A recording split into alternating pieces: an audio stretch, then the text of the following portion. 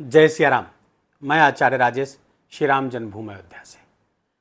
प्रिय दर्शकों, सौभाग्य, संपदा, ज्ञान और मुक्ति के कारक ग्रह देवगुरु बृहस्पति प्रेम, करुणा, दया की राशि कर्क राशि पर जा रहे हैं 2 जून 2026 को, और यहाँ पर रहेंगे वो 31 अक्टूबर 2026 तक। लगभग 5 महीने कर्क राशि पर देवगुरु बृहस्पति क्या परिणाम देंगे वृषभ राशि के जातकों के लिए, आइए जानते और समझते हैं। देवगुरु बृहस्पति कर्क राशि पर उच्च के माने जाते हैं, उच्च के हो जाते हैं, अर्थात एग्जाल्टेड है। यहाँ पर क्यों होते हैं? देखिए, देवगुरु बृहस्पति के प्रत्यक्ष देवता हैं भगवान महादेव, भगवान शिव, इसलिए उनको देवाधिदेव कहा जाता है, उनको आदि गुरु कहा जाता है। और देवगुरु बृहस्पति तो गुरु है ही हैं, तो गुरु तत्व का जो प्रतिनिधित्व करता है वो आदि गुरु महादेव हैं, भगवान शिव हैं। और कर्क राशि माँ पार्वती की राशि है, माँ की राशि है, इसीलिए इसे दया, प्रेम, करुणा की राशि कही जाती है। तो यहाँ पर देवगुरु बृहस्पति आकर के पूर्ण हो जाते हैं। जैसे भगवान शिव जब माँ पार्वती के साथ मिलते हैं तो वो पूर्ण हो जाते हैं, शिव और शक्ति मिल करके पूर्ण हो जाते हैं। उसी प्रकार देवगुरु बृहस्पति जब कर्क राशि पे आते हैं तो पूर्ण हो जाते हैं, इसीलिए यहाँ पर उच्च के कहे गए हैं और अपना सर्वोत्तम परिणाम देते हैं। अपनी सिग्निफिकेंस का, अपनी क्वालिटीज का सर्वोत्तम परिणाम देवगुरु बृहस्पति देते हैं। वृषभ राशि के जातकों के लिए क्या परिणाम लेकर के आए हैं, आइए जानते और समझते हैं। वृषभ राशि के जातकों के लिए तृतीय स्थान पर देवगुरु बृहस्पति का गोचर हो रहा है। आपके 2 भाव के स्वामी हैं, एक तो इनकम के स्वामी हैं, आपके धनागमन के स्वामी होकर के पराक्रम स्थान पर गोचर कर रहे हैं। दूसरा, आपके अष्टम स्थान के भी स्वामी हैं जो पराक्रम पुरुषार्थ के भाव पर गोचर कर रहे हैं, उच्च के होकर गोचर कर रहे हैं। अब यहाँ एक सूक्ष्म बात समझिए, तृतीय स्थान पर देवगुरु बृहस्पति यम के यस माने गए हैं, अर्थात मरण कारक स्थान पर माने गए हैं। यह देवगुरु बृहस्पति का मरण कारक स्थान होता है। प्रत्येक ग्रह का 12 भाव में एक भाव मरण कारक स्थान होता है। यदि वहां पर वो ग्रह पहुंच जाता है तो बहुत अच्छे परिणाम नहीं दे पाता है या नहीं देता है, क्योंकि वो वहां पर कमिटमेंट फोबिया से ग्रसित हो जाता है, कोई जिम्मेदारी नहीं लेना चाहता, कोई कमिटमेंट नहीं करना चाहता, इसलिए अच्छे परिणाम नहीं दे पाता। लेकिन देवगुरु बृहस्पति जिस भाव पर बैठते हैं, कहा गया शास्त्रों में, स्थान हानि करो जीवा, जिस स्थान पर बैठते हैं उसकी हानि करते हैं। इसका क्या अर्थ है? देवगुरु बृहस्पति क्यों हानि करेंगे किसी की?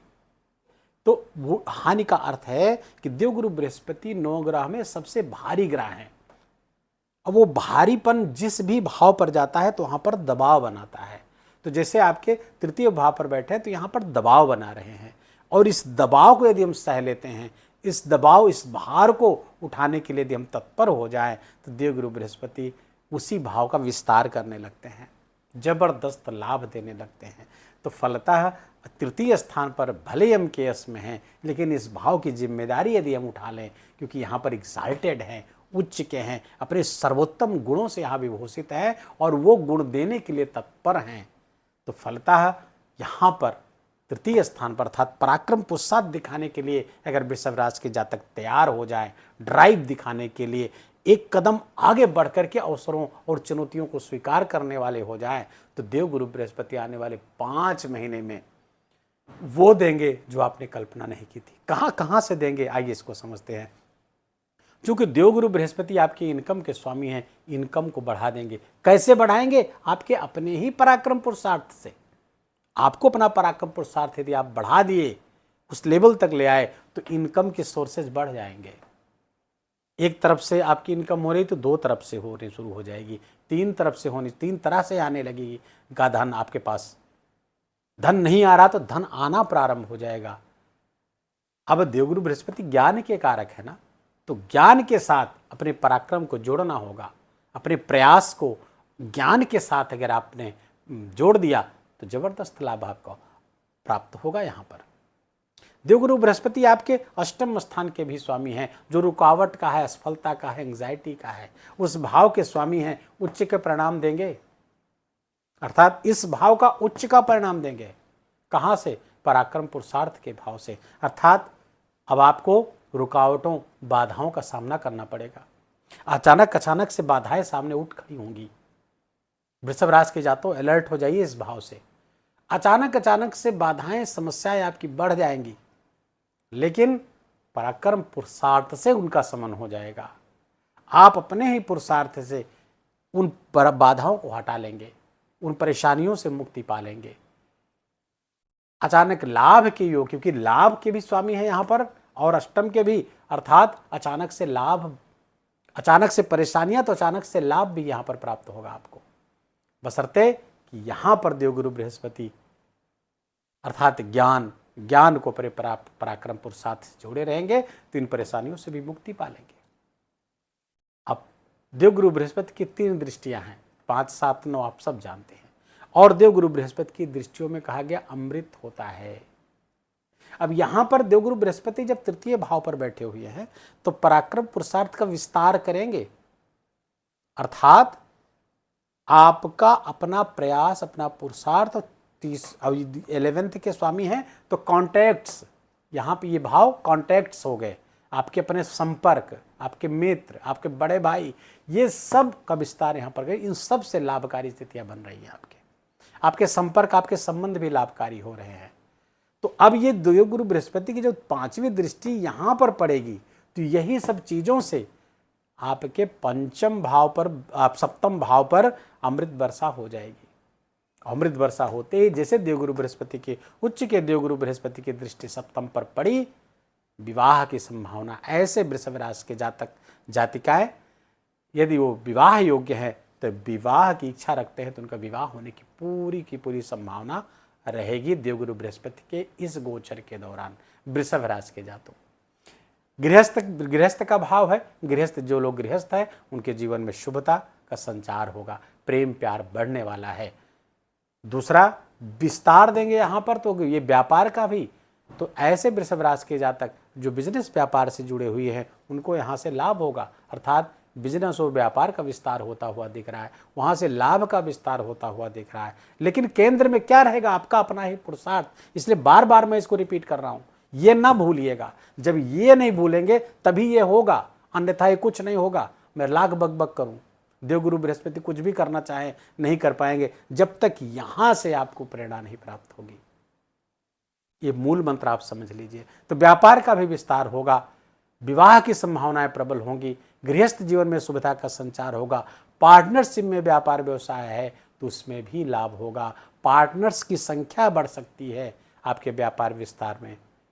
इस सब की संभावना पूरी यहाँ पर प्रबल किए हुए। पब्लिक डीलिंग्स आपकी अच्छी होगी, नेगोशिएशन, कोई समझौता आदि, उसमें भी जबरदस्त आप फायदे में रहने वाले हैं। देवगुरु बृहस्पति की जो 7वीं दृष्टि है आपके भाग्य भाव पर पड़ेगी, अर्थात धार्मिक गतिविधियाँ, तीर्थ यात्रा, लंबी दूरी की यात्रा, ये सब आपके बढ़ेंगे और इससे आपका भाग्य भी बढ़ेगा। पिता और गुरु का सुख सहयोग भी प्राप्त होगा, जीवन में गुरु प्राप्ति के योग भी बनेंगे। स्पिरिचुअलिटी, धार्मिकता, आध्यात्मिकता का भी विस्तार यहाँ पर देवगुरु बृहस्पति की दृष्टि करती हुई दिख रही है। तो अर्थात धर्म का सहयोग प्राप्त होगा, भाग्य का सहयोग प्राप्त होगा, क्योंकि सौभाग्य के कारक हैं देवगुरु बृहस्पति। तो इस भाव के कारक हैं, उच्च के है तो भाग्य बढ़ेगा, आपका भाग्य का संवर्धन होगा और धर्म का संवर्धन होगा। भाग्य और धर्म के संवर्धन से आपको बहुत अच्छे लाभ प्राप्त होते हुए दिख रहे, भाग्य से बहुत अच्छे अच्छे काम बनेंगे आपके। देवगुरु बृहस्पति की जो 9वीं दृष्टि है, जो सौभाग्य कारक दृष्टि है, वो कहाँ पड़ रही है? इनकम के भाव। इसी भाव के भी मैंने समझा, इसी भाव के वो स्वामी भी हैं और यहाँ पर गोचर कर रहे हैं। अब यहाँ पर इसी भाव पर दृष्टि डाल रहे हैं, फलता इनकम का तो विस्तार करेंगे ही करेंगे, पद आदि का लाभ आपको कराते हुए दिख रहे हैं। लेकिन एक सूक्ष्म बात समझिए, यहाँ पर शनिदेव का गोचर चल रहा है। शनिदेव जिस राशि पर गोचर कर रहे हैं उस राशि का स्वामी उच्च का होकर गोचर कर रहा है, अर्थात शनि भी अब तेज परिणाम देंगे, अच्छे परिणाम देंगे। और शनिदेव परिवर्तन कारक हैं, मीन राशि पर परिवर्तन कारक बन के बैठे हुए हैं, तो परिवर्तन की गतिविधियां भी बहुत तेज होंगी, बदलाव की गतिविधियां भी बहुत तेज हो जाएंगी। और न केवल व्यक्तिगत जीवन में बल्कि वैश्विक स्तर पर भी बदलाव की घटनाएं और तीव्रता से आपको सुनने को प्राप्त होंगी। अब ये हमने देवगुरु बृहस्पति के इस गोचर को पूरी तरह समझ लिया। उपाय क्या करें? देवगुरु बृहस्पति की शुभता में और वृद्धि हो जाए और जहाँ से कुछ समस्याएं आने वाली हैं देवगुरु बृहस्पति की इस गोचर से, उन समस्याओं का कैसे निदान करें, तो उसके लिए विष्णु सहस्त्रनाम का पाठ करिए और हो सके तो शिवालय में बैठकर करिए। आपके जन्म कुंडली में जन्मलग्न पत्रिका में देवगुरु बृहस्पति 6, 8, 12 में बैठे हुए हैं, वक्री हैं, अस्त हैं, शत्रु राशिस्थ हैं, तो आपको नहाने के पानी में हल्दी डाल करके नहाना चाहिए 31 अक्टूबर तक। विष्णु सहस्त्रनाम का पाठ करिए, केसर का तिलक लगाइए और यदि आपने गुरु का वर्ण कर रखा है, गुरु हैं आपके, तो गुरु मंत्र का खूब जप करिए, खूब जप करिए। अगर गुरु मंत्र आपको नहीं प्राप्त है तो गायत्री मंत्र का जप करिए, क्योंकि गायत्री मंत्र को गुरु मंत्र भी कहा गया है। तो गायत्री मंत्र का अधिकाधिक जप करेंगे, देवगुरु बृहस्पति की शुभता बढ़ेगी। देवगुरु बृहस्पति के गोचर होते ही यदि आपके जीवन में समस्याएं बढ़ रही हैं, परेशानियां बढ़ रही हैं, पेट की तकलीफ बढ़ रही, लीवर से संबंधित प्रॉब्लम आ रही है, किसी को जॉइंटिस आदि की समस्या आ रही, समझ लीजिए आपकी जन्म कुंडली में देवगुरु बृहस्पति अच्छा नहीं है, अच्छे भाव का स्वामी नहीं है, तो फिर आपको चना, केला और पीले वस्त्र का दान बृहस्पतिवार को करना चाहिए। हालांकि वो सब विषय कुंडली के एनालिसिस का है कि मूलतः कहाँ से परिणाम प्राप्त होगा, तो ये गोचर का परिणाम आपको प्राप्त हो गया। जो उपाय बताया गया उस उपाय को करके देवगुरु बृहस्पति की शुभता को और आप बढ़ा सकते हैं। वीडियो को विराम देंगे। वीडियो अच्छा लगा हो, आपके काम का लगा हो, मेरा बोलना आपका सुनना दोनों सार्थक हुआ, कृपा करके इस वीडियो को लाइक करिएगा, अपनों के साथ शेयर करके उनको भी इसका लाभ दीजिए। कमेंट में जाकर जय सिया राम लिखना बिल्कुल भी मत भूलिएगा। मेरा विशेष निवेदन, विशेष आग्रह आपसे। चैनल पर नए तो इसको सब्सक्राइब कर लीजिए, बेल आइकन की घंटी दबा लीजिए और प्लीज़ अपना बहुत बहुत ख्याल रखिए। जय जय सिया राम।